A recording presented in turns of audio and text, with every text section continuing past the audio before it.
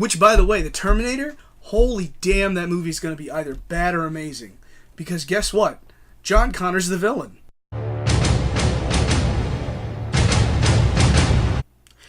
It's almost like that's where you need to end the podcast with the Terminator theme, like right now, like dun dun dun dun dun, and then like it's explained next time, and then we never actually talk about it next time.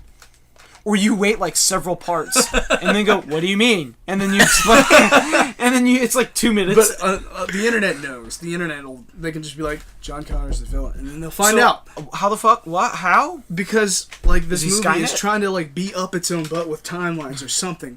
Because it's like, you see John Connor win the war on Skynet. Then they're like, oh shit, we break into their time facility. They've already sent dudes back. We gotta stop them. So they send their own dude back. And then it's like, but guess what? This guy goes back. The past is already messed up. You know, chick has already got like Daddy Terminator with her. And then Kyle Reese, is with her.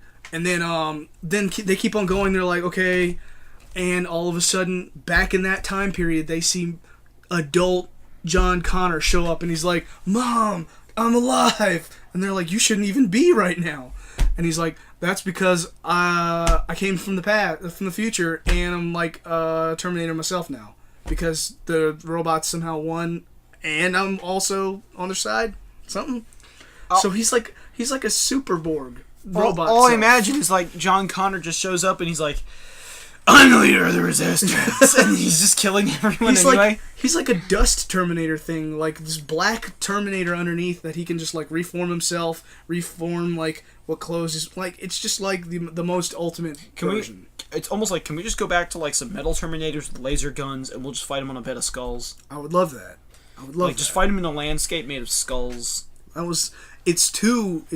was scary as hell as a kid, and then you realize that it was the most metal shit. It's a metal album cover, and it was too cool, too legit, and then everything else has been so pussy next to it. It's I swear, like, oh, good lord, dude, what happened to the lasers? All except for Star Wars, we like with all these fucking sequels and remakes and stuff. We are on a fast track to a reboot of Back to the Future starring Michael Cera and Zach Galifianakis.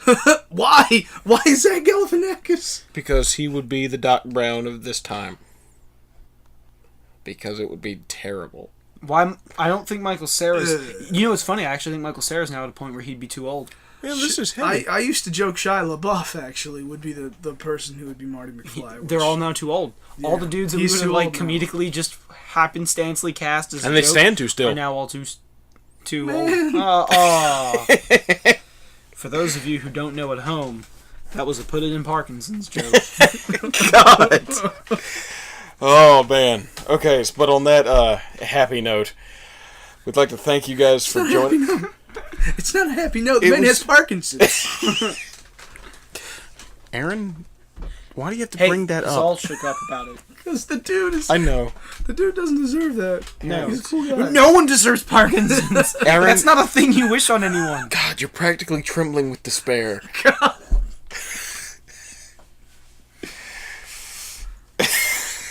We should go watch Tremors.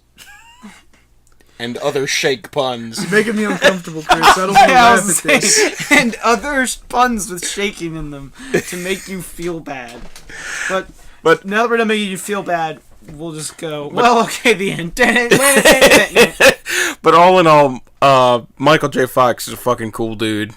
And he was probably the best voice of the Joker there has ever been. Stop trolling us. But thank you for joining us for another Ordinary Men Who Fight Like Heroes podcast. And remember, may the Force be with you, Harry.